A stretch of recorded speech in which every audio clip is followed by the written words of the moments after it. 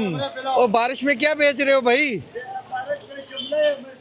शिमला मिर्च किस तरह दे रहे हो? हाँ, 150 रुपये धड़ी। और लौकी?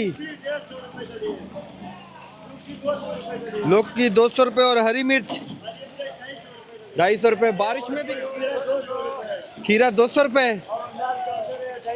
लाल गाजर, चना गाजर 250 रुपये।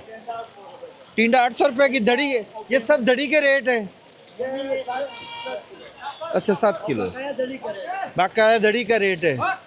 ठीक, ये देखिए बारिश के अंदर सब्जियां पड़ी हुई हैं।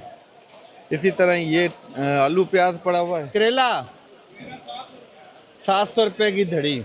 बारिश में माल बिका आज? नहीं सर, आज बारिश में माल बारिश में माल नहीं बिका। ये लीमू की हालत देखो। मटर ये 800 रुपये की धड़ी है। ये 700। और भिंडी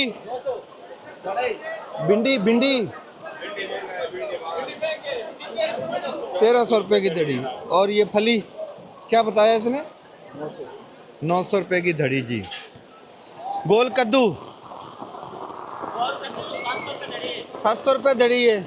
और लौकी और बैंगन 500। 600 रुपये की धड़ी। 600 रुपये की धड़ी जी। बारिश में जी ये कहाँ लोग आते खरीदने के लिए। अदरक किस तरह? 300 रुपये किलो। लहसुन 200 रुपये किलो। बेल तोरी किस तरह है? 500 रुपये धड़ी है।